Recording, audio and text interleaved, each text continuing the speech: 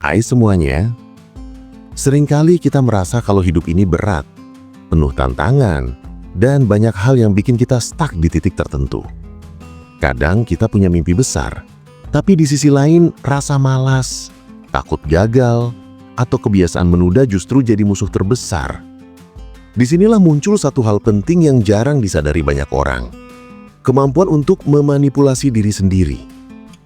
Kata manipulasi seringkali terdengar negatif, seakan-akan kita sedang menipu atau mempermainkan sesuatu.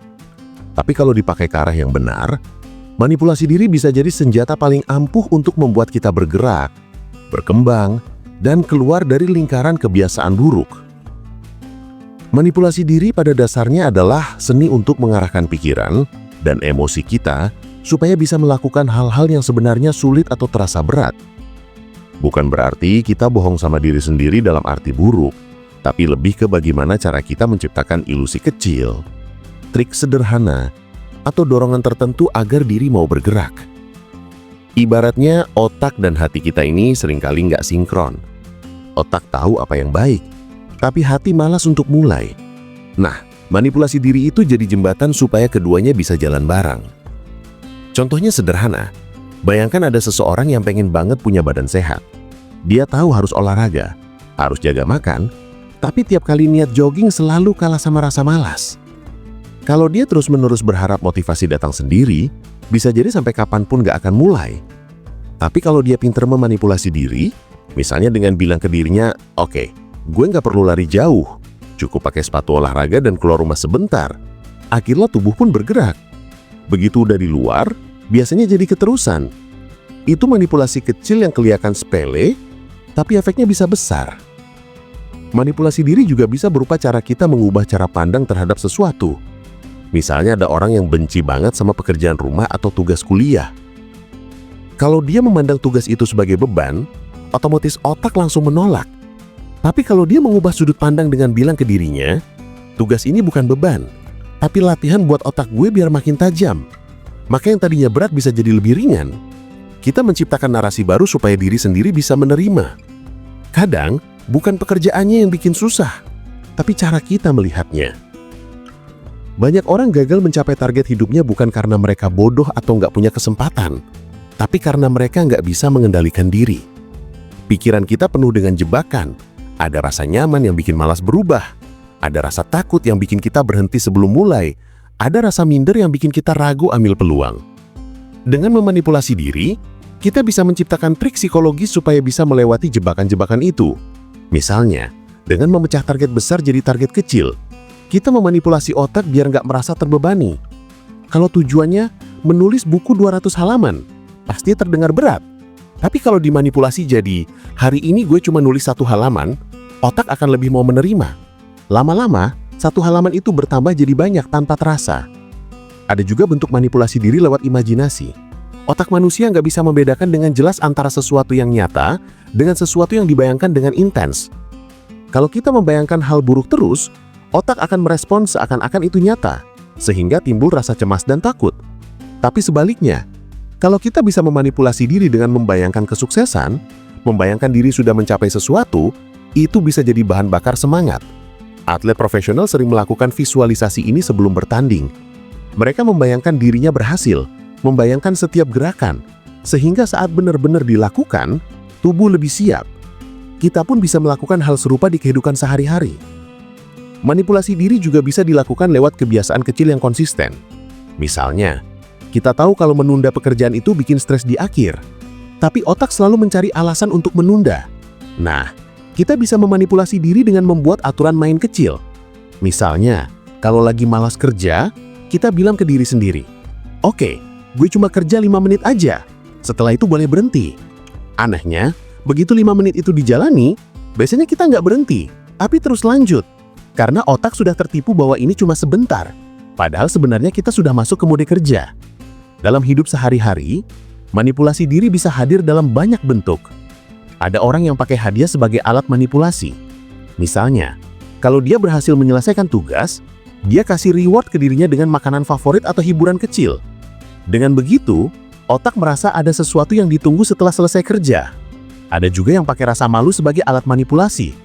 Mereka sengaja cerita ke orang lain tentang targetnya, supaya merasa malu kalau nggak tercapai. Itu juga cara efektif. Karena kita dipaksa bertanggung jawab sama janji yang sudah diucapkan. Tentu saja, memanipulasi diri bukan berarti kita jadi orang yang suka menipu diri tanpa arah. Kalau dipakai dengan sembarangan, justru bisa jadi bumerang. Misalnya ada orang yang terlalu sering memanipulasi diri dengan berkata, "Gue butuh istirahat dulu, nanti juga bisa kejar." Padahal itu sebenarnya alasan untuk malas. Ini bentuk manipulasi yang salah arah. Makanya, penting buat kita sadar bahwa manipulasi diri harus dipakai untuk hal-hal yang mendorong kita maju, bukan untuk membenarkan kelemahan. Kalau kita perhatikan lebih dalam, manipulasi diri ini sebenarnya bagian dari seni memahami psikologi manusia. Kita belajar mengenali kelemahan diri, lalu mencari jalan pintas supaya bisa tetap bergerak. Sama seperti orang tua yang membujuk anaknya untuk makan sayur dengan cara menjelaskannya seperti makanan superhero. Anak gak sadar kalau dia sedang dimanipulasi untuk hal baik. Kita pun bisa melakukan itu ke diri sendiri, hanya saja caranya lebih halus. Manipulasi diri bukan hanya soal kerja atau produktivitas. Dalam hal emosi pun bisa. Kadang kita merasa sedih, cemas, atau marah berlebihan. Kalau kita terus-terusan larut, hidup jadi kacau. Tapi kalau kita memanipulasi diri dengan mengalihkan perhatian, misalnya mendengarkan musik, ngobrol dengan teman, atau menulis perasaan, emosi bisa lebih terkendali.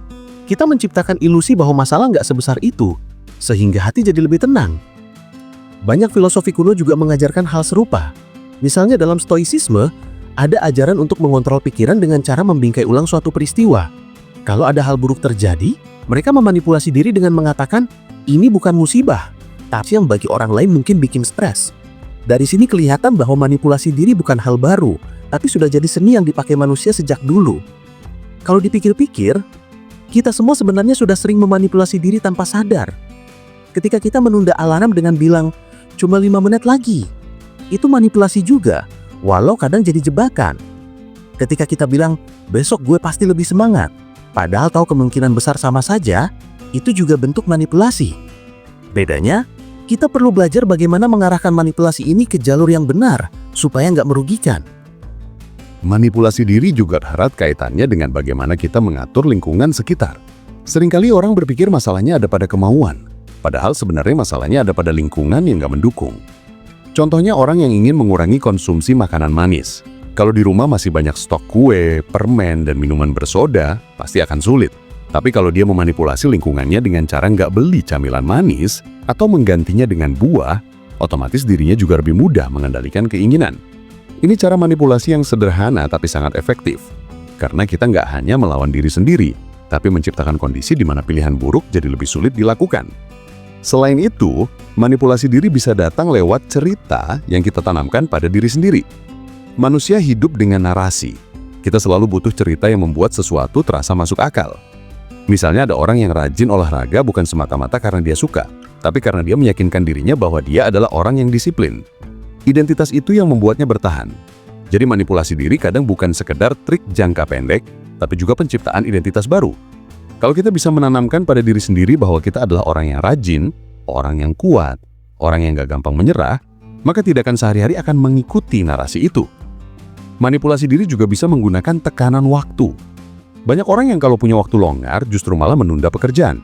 Tapi ketika deadline sudah dekat, mendadak produktivitas melonjak. Itu artinya, kita bisa memanipulasi diri dengan sengaja menciptakan deadline buatan. Misalnya kalau sebuah tugas harus selesai seminggu lagi, kita bikin target pribadi bahwa harus selesai 3 hari. Dengan cara itu, otak kita merasa dikejar. Padahal sebenarnya masih ada cadangan waktu. Trik semacam ini bisa membantu orang yang suka menunda agar lebih cepat bergerak. Ada juga orang yang menggunakan musik, aroma, atau tempat tertentu untuk memanipulasi mood. Misalnya mendengarkan lagu yang bersemangat sebelum mulai olahraga, atau menyalakan lilin aromaterapi sebelum belajar. Otak manusia sangat peka terhadap stimulus. Kalau kita bisa menemukan kombinasi stimulus yang tepat, kita bisa menciptakan kondisi tertentu dengan cepat. Itu sebabnya banyak orang punya ritual sebelum melakukan sesuatu. Ritual itu sebenarnya cara memanipulasi diri agar lebih siap, lebih fokus, dan lebih bersemangat. Manipulasi diri tidak selalu mulus. Ada kalanya kita tetap gagal, tetap tergoda, tetap kalah oleh rasa malas atau cemas. Itu normal. Yang penting adalah menyadari bahwa kegagalan itu bukan akhir, melainkan bagian dari proses belajar mengenali diri. Kadang manipulasi yang berhasil hari ini belum tentu berhasil besok. Misalnya kalau kita hari ini berhasil termotivasi dengan imajinasi kesuksesan, besok mungkin kita butuh trik lain seperti self-reward atau membuat lingkungan yang lebih mendukung. Jadi manipulasi diri itu bukan rumus pasti, melainkan seni yang harus terus dicoba sampai menemukan pola yang paling cocok buat kita. Kalau dipikir lebih jauh, manipulasi diri sebenarnya adalah bentuk kompromi dengan kelemahan kita. Kita nggak bisa menuntut diri untuk selalu disiplin tanpa celah, tapi kita bisa mencari jalan agar tetap melangkah meskipun penuh kelemahan. Orang-orang sukses bukan berarti mereka nggak pernah malas, tapi mereka tahu cara mengelola rasa malas itu. Salah satu caranya adalah dengan manipulasi diri. Mereka mungkin juga pernah takut gagal, tapi mereka memanipulasi ketakutan itu menjadi bahan bakar untuk lebih waspada dan lebih siap. Jadi, kuncinya bukan menghilangkan kelemahan, tapi mengarahkan kelemahan itu agar tidak jadi penghalang. Manipulasi diri juga bisa berkaitan dengan cara kita mengelola energi. Seringkali kita gagal bukan karena nggak punya waktu, tapi karena energi mental sudah habis. Misalnya setelah seharian bekerja, kita sudah terlalu lelah untuk mengerjakan hal lain. Nah, salah satu bentuk manipulasi diri adalah dengan mengatur urutan aktivitas supaya energi kita dipakai di hal yang paling penting. Kalau kita tahu bahwa pagi hari adalah waktu paling produktif, maka taruhlah pekerjaan penting di jam itu. Dengan begitu otak nggak perlu terlalu dipaksa karena kita sudah memanfaatkan momentum terbaik. Selain itu, manipulasi diri juga bisa hadir lewat self-talk, alias cara kita berbicara pada diri sendiri. Kadang tanpa sadar kita suka merendahkan diri dengan kata-kata seperti, gue nggak bisa, atau pasti gagal lagi. Kalimat-kalimat ini sebenarnya adalah bentuk manipulasi negatif. Kalau terus diulang, lama-lama kita percaya. Maka kita perlu membaliknya jadi manipulasi positif. Misalnya dengan berkata, gue coba dulu, siapa tahu berhasil, atau sekecil apapun progres tetap berarti. Kata-kata kecil seperti ini bisa mengubah arah pikiran kita. Karena pada dasarnya otak sangat mudah dipengaruhi oleh bahasa yang kita gunakan sendiri. Manipulasi diri pun bisa dipakai untuk mengurangi rasa takut. Banyak orang gagal mengambil kesempatan karena terlalu sibuk membayangkan hal buruk yang bisa terjadi.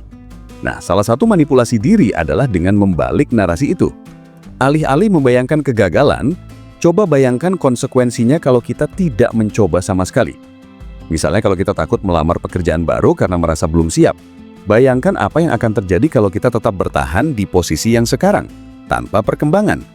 Perasaan takut itu bisa berbalik menjadi dorongan untuk berani mengambil langkah. Kalau kita lihat lebih dalam, manipulasi diri ini sebenarnya adalah seni mengatur ilusi. Kita sadar bahwa hidup penuh ketidakpastian, penuh godaan, penuh kelemahan, tapi dengan ilusi kecil, kita bisa menipu otak agar tetap berjalan. Sama seperti orang yang lari maraton. Mereka tahu jaraknya jauh, tapi biasanya mereka menipu otak dengan bilang, fokus aja ke titik depan, jangan pikir finish. Dari titik kecil ke titik kecil, akhirnya bisa sampai garis akhir. Kalau mereka langsung fokus pada jarak 42 km, mungkin mentalnya sudah runtuh duluan. Begitulah cara otak bekerja, butuh manipulasi agar tidak terwalahan. Dan menariknya, manipulasi diri ini tidak hanya membuat kita lebih produktif, tapi juga bisa bikin hidup terasa lebih ringan. Karena kita terlalu keras pada diri sendiri, menuntut banyak hal, sehingga hidup jadi terasa penuh tekanan. Dengan manipulasi, kita bisa memberi ruang untuk beristirahat tanpa merasa bersalah, bisa memberi hadiah kecil pada diri tanpa merasa sia-sia, bisa menciptakan semangat baru tanpa harus menunggu motivasi datang.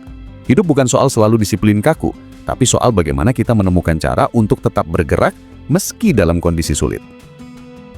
Kalau kita amati, manipulasi diri sering muncul lewat kebiasaan kecil yang kelihatannya sepele, tapi sebenarnya punya pengaruh besar. Misalnya, kebiasaan menata meja kerja sebelum mulai beraktivitas. Bagi sebagian orang ini hanya aktivitas ringan, tapi bagi yang lain ini jadi bentuk manipulasi diri agar otak merasa siap. Meja yang rapi memberi pesan bahwa pekerjaan akan lebih mudah diselesaikan. Padahal kenyataannya tetap sama. Otak kita tertipu oleh lingkungan visual, lalu energi mental jadi lebih ringan.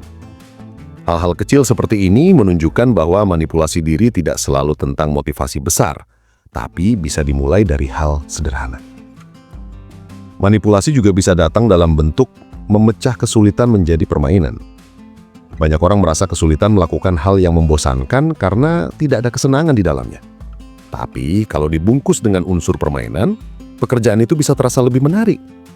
Misalnya, kita bisa menantang diri untuk menyelesaikan satu tugas dalam waktu 20 menit seperti main game. Atau memberi tanda checklist di papan tulis setiap kali menyelesaikan satu pekerjaan.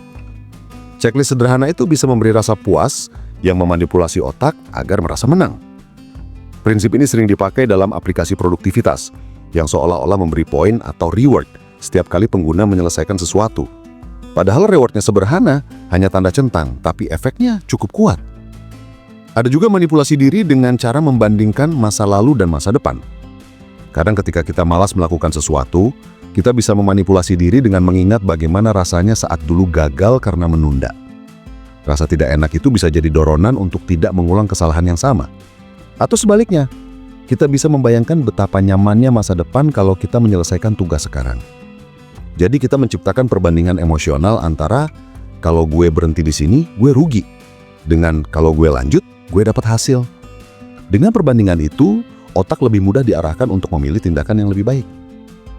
Manipulasi diri juga berhubungan erat dengan cara kita mengelola rasa sakit dan kenyamanan. Manusia secara alami cenderung mencari kenyamanan dan menghindari rasa sakit. Kalau sebuah pekerjaan terasa menyakitkan, kita akan menolaknya. Nah, triknya adalah mengubah rasa sakit itu menjadi sesuatu yang punya arti. Misalnya orang yang berolahraga merasakan sakit di otot, tapi mereka memanipulasi diri dengan mengatakan, sakit ini tanda otot gue berkembang. Dengan begitu, rasa sakit yang tadinya ingin dihindari justru diterima dengan lapang dada. Bahkan kadang dicari karena identik dengan progres.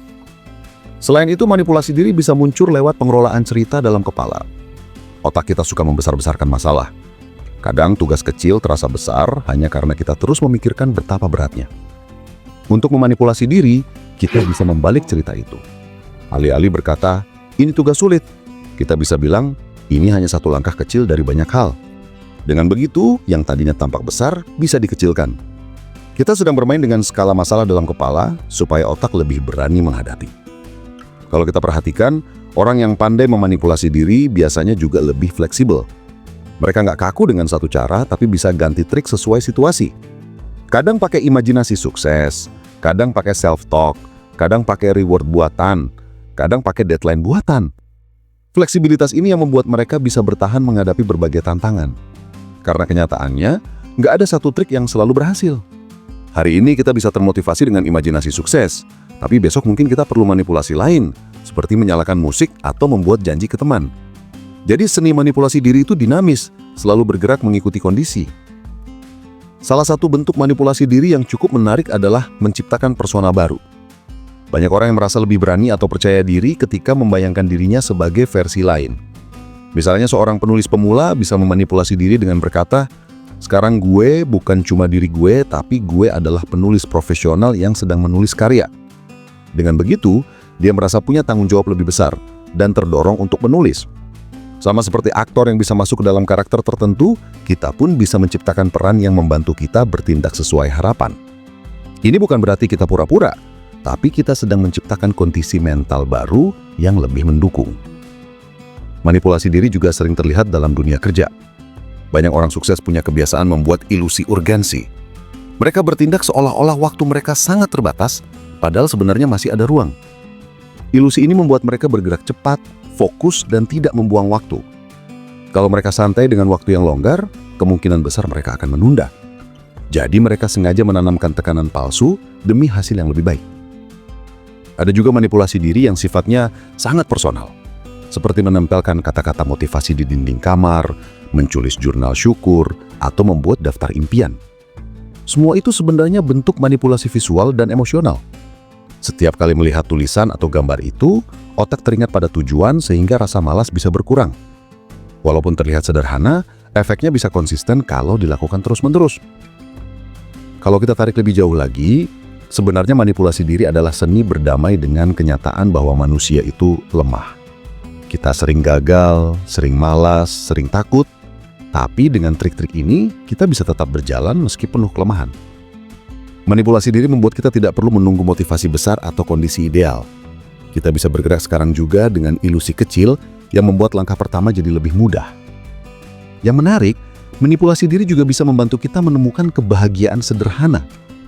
Misalnya dengan memilih fokus pada hal-hal yang bisa dikendalikan daripada sibuk mengeluh tentang hal yang tidak bisa diubah. Itu manipulasi persepsi. Atau dengan menekankan rasa syukur, walaupun kondisi belum ideal. Kita sedang menipu otak agar melihat sisi terang, bukan sisi gelap. Dan ternyata otak bisa ditipu. Begitu kita mengulangnya cukup sering, akhirnya otak mulai percaya bahwa hidup memang pantas untuk disyukuri. Kalau kita pikir lebih dalam, Manipulasi diri sebenarnya bukan sekedar trik untuk produktivitas atau mengalahkan rasa malas, tapi juga cara untuk membentuk pola pikir jangka panjang. Banyak orang terjebak dalam lingkaran, di mana mereka menunggu semangat datang dulu baru mau bergerak. Padahal, semangat itu seringkali muncul justru setelah kita mulai. Jadi, dengan manipulasi diri, kita bisa membalik prosesnya, mulai dulu walaupun malas, lalu biarkan semangat menyusul di belakang. Prinsip ini sering dipakai dalam banyak bidang, termasuk olahraga, menulis, belajar, bahkan pekerjaan sehari-hari. Misalnya, seorang pelari profesional tidak selalu bangun pagi dengan semangat penuh. Ada kalanya mereka juga malas, capek, atau tidak mood. Tapi mereka memanipulasi diri dengan ritual kecil, seperti memakai sepatu lari atau memutar lagu favorit. Dengan begitu, otak mereka merasa sedang masuk mode olahraga, dan tubuh pun mengikuti. Lama-kelamaan, ritual itu menjadi sinyal otomatis. Begitu sepatu dipakai, tubuh tahu bahwa saatnya bergerak. Itu bukti bahwa manipulasi bisa membentuk kebiasaan. Hal yang sama bisa diterapkan dalam belajar atau bekerja. Kalau kita merasa susah fokus, kita bisa memanipulasi diri dengan membuat suasana tertentu. Misalnya menyiapkan kopi, menyalakan lampu dengan cahaya tertentu, atau duduk di meja khusus belajar. Semua itu memberi sinyal ke otak bahwa sekarang waktunya serius. Walaupun awalnya dipaksakan, lama-kelamaan otak akan terbiasa dan mengaitkan kondisi itu dengan produktivitas. Manipulasi diri juga bisa melatih kita untuk lebih tahan dengan rasa tidak nyaman.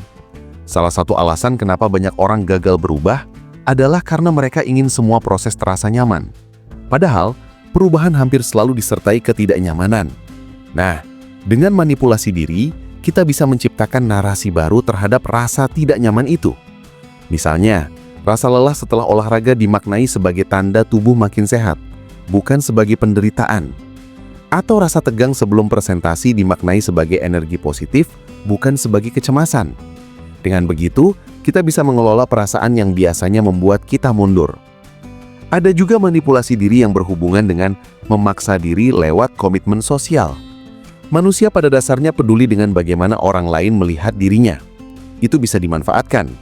Misalnya, kalau kita ingin lebih disiplin, kita bisa cerita ke teman atau keluarga bahwa kita punya target tertentu. Dengan begitu, kita merasa ada yang mengawasi. Rasa malu atau takut dianggap gagal bisa jadi dorongan kuat untuk tetap konsisten. Banyak orang yang berhasil diet atau berhenti merokok justru karena mereka mengumumkan niatnya ke orang lain, sehingga merasa ada tanggung jawab tambahan. Manipulasi juga bisa datang lewat pengaturan imbalan. Otak manusia bekerja dengan sistem dopamin, yaitu rasa senang ketika mendapat hadiah. Kalau kita bisa menciptakan imbalan kecil setiap kali menyelesaikan sesuatu, otak akan ketagihan untuk mengulanginya. Misalnya, setelah menyelesaikan pekerjaan berat, kita menghadiahi diri dengan menonton film, ngemil, atau sekedar rebahan dengan tenang. Walaupun hadiahnya sederhana, itu cukup untuk membuat otak percaya bahwa bekerja keras ada manfaatnya. Namun perlu diingat bahwa manipulasi diri bukan berarti kita harus selalu keras pada diri sendiri. Kadang, manipulasi terbaik justru dengan memberi izin untuk istirahat. Banyak orang terjebak dalam sikap perfeksionis, ingin semua hal berjalan sempurna. Padahal, perfeksionisme itu sering melumpuhkan. Dengan memanipulasi diri untuk berkata, "Nggak apa-apa kalau sekarang belum sempurna, yang penting selesai dulu." Kita bisa mengurangi tekanan yang berlebihan. Setelah selesai, barulah kita bisa memperbaiki sedikit demi sedikit. Manipulasi diri juga bisa melatih kita lebih bijak menghadapi kegagalan. Saat gagal, biasanya kita langsung menuduh diri sendiri tidak mampu. Padahal, kegagalan adalah bagian wajar dari proses. Nah, kita bisa memanipulasi cara pandang dengan mengatakan pada diri sendiri, ini bukan kegagalan, ini data. Dengan kata lain, setiap kegagalan hanya memberi informasi baru tentang apa yang tidak berhasil, sehingga kita bisa mencoba cara lain. Kalau narasi ini terus ditanamkan, maka kegagalan tidak lagi terasa menakutkan, malah jadi bahan pembelajaran. Dalam banyak kasus, manipulasi diri juga berhubungan dengan cara kita mengatur ekspektasi. Kalau ekspektasi terlalu tinggi, kita bisa cepat putus asa ketika hasil tidak sesuai harapan. Tapi kalau kita memanipulasi diri dengan menurunkan ekspektasi, sambil tetap berusaha maksimal, hasil apapun akan terasa lebih ringan. Misalnya, daripada bilang, "Gue harus sempurna," kita bisa bilang, "Gue akan berusaha sebaik mungkin. Hasilnya nanti bonus." Dengan begitu, tekanan berkurang, tapi usaha tetap berjalan. Kalau ditarik lebih luas, manipulasi diri sebenarnya juga menyangkut bagaimana kita memilih fokus. Otak kita selalu kebanjiran informasi dan pikiran. Kalau kita biarkan semuanya masuk, kita akan cepat kewalahan. Maka kita perlu memanipulasi perhatian kita ke hal-hal yang benar-benar penting.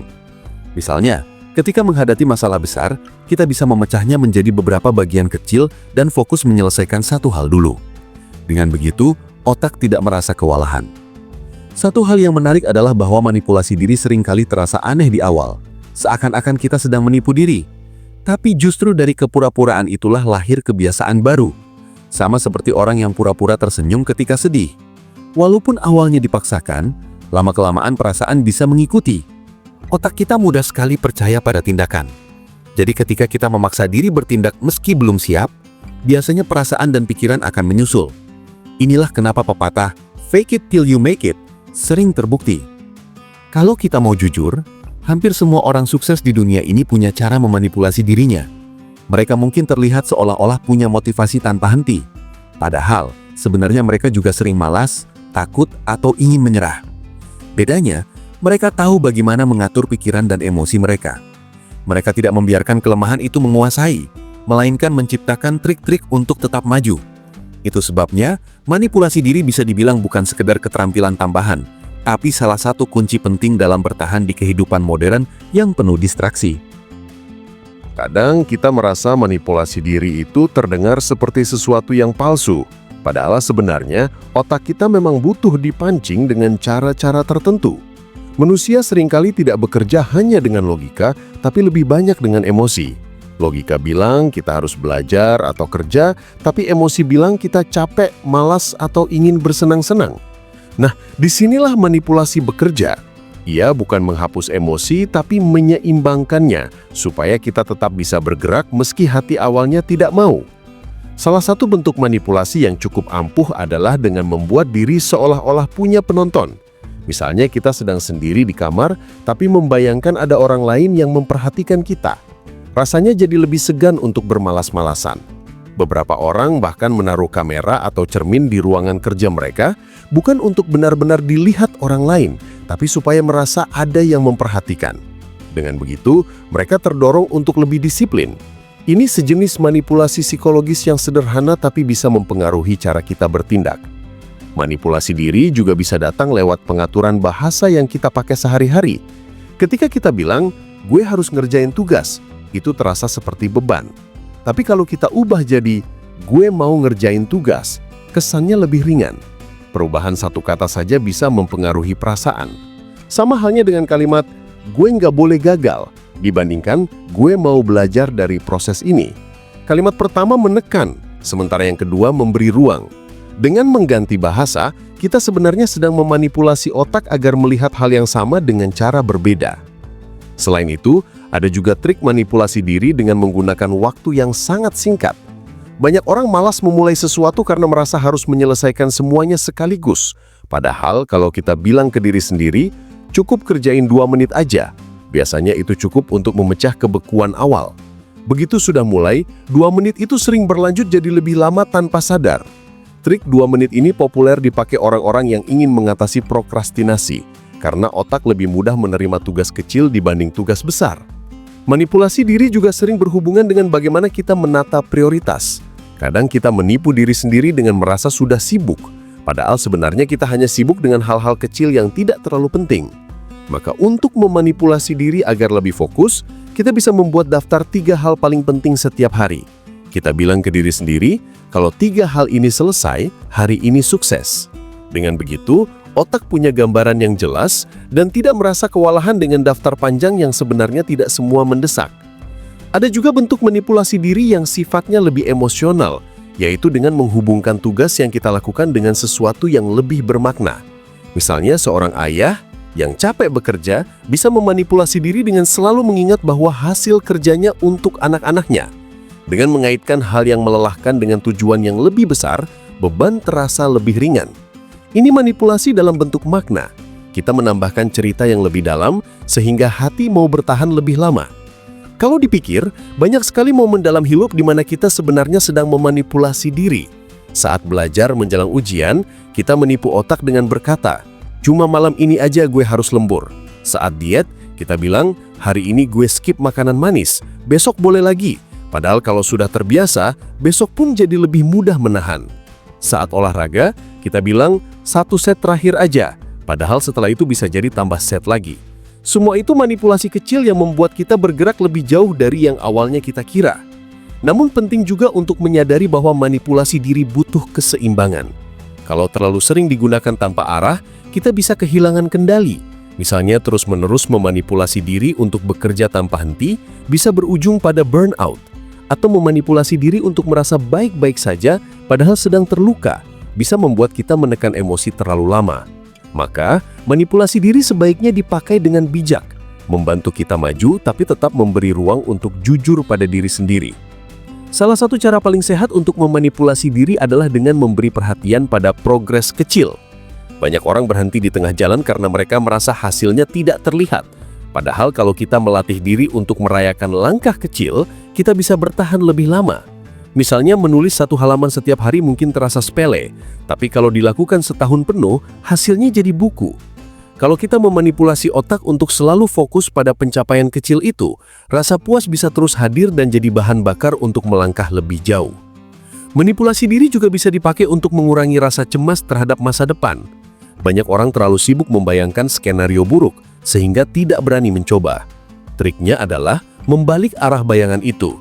Setiap kali muncul pikiran, bagaimana kalau gagal? Kita bisa memanipulasi diri dengan bertanya, bagaimana kalau berhasil? Dengan begitu, energi yang tadinya terbuang untuk kekhawatiran bisa berubah jadi semangat untuk mengambil peluang. Dan jangan lupa, manipulasi diri juga bisa dalam bentuk sederhana seperti menjaga postur tubuh.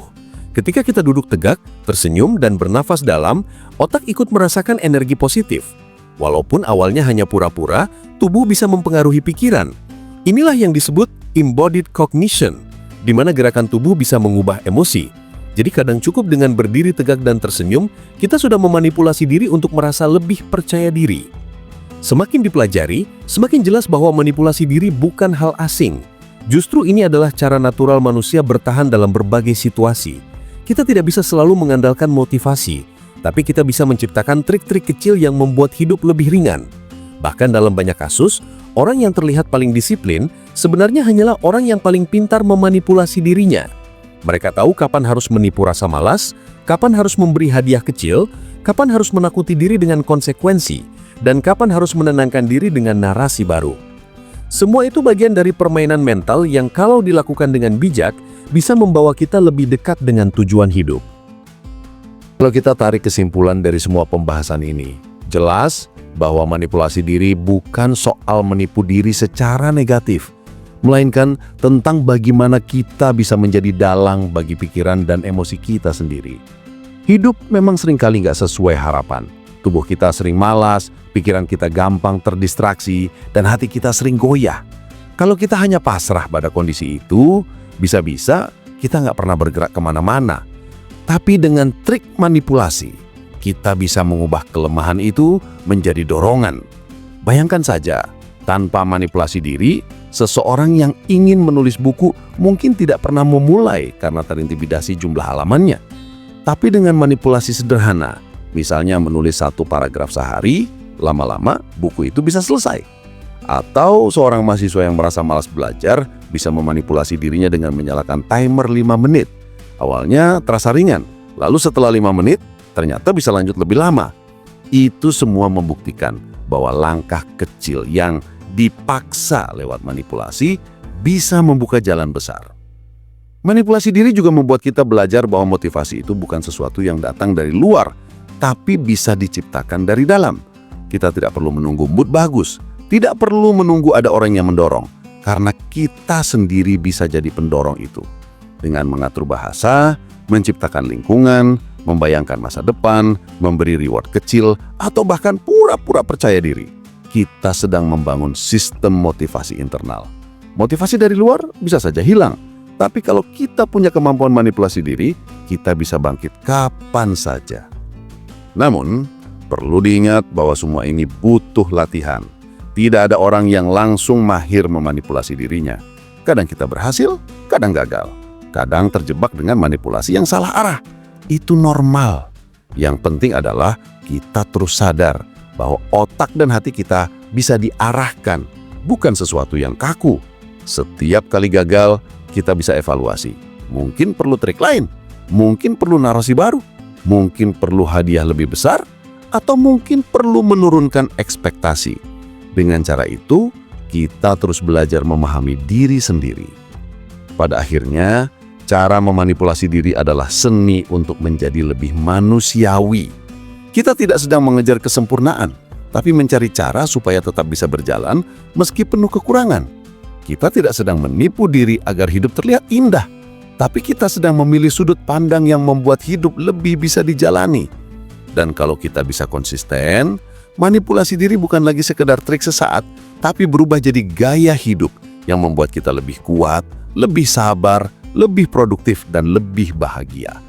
Hidup ini ibarat permainan, dan setiap permainan pasti punya strategi. Manipulasi diri adalah strategi paling sederhana tapi paling ampuh yang bisa kita gunakan. Dengan memahami cara otak bekerja, dengan menciptakan ilusi kecil yang membuat kita bergerak, kita bisa membuka jalan menuju versi terbaik dari diri kita. Jadi daripada menunggu semangat datang, mulailah dengan trik kecil. Daripada merasa gagal, ubahlah narasi dalam kepala. Daripada tenggelam dalam rasa malas, pecahlah tugas jadi bagian kecil. Semua itu tampak remeh, tapi kalau digabung, hasilnya bisa luar biasa. Karena pada akhirnya, orang yang paling pandai memanipulasi dirinya adalah orang yang paling bisa menguasai hidupnya. Mereka mungkin jatuh, tapi bisa bangkit. Mereka mungkin malas, tapi tahu cara menipu rasa malas itu. Mereka mungkin takut, tapi bisa membalik rasa takut jadi energi. Dan mereka tidak menunggu keadaan ideal, karena mereka tahu keadaan ideal tidak akan pernah datang kalau kita tidak memulainya sekarang juga.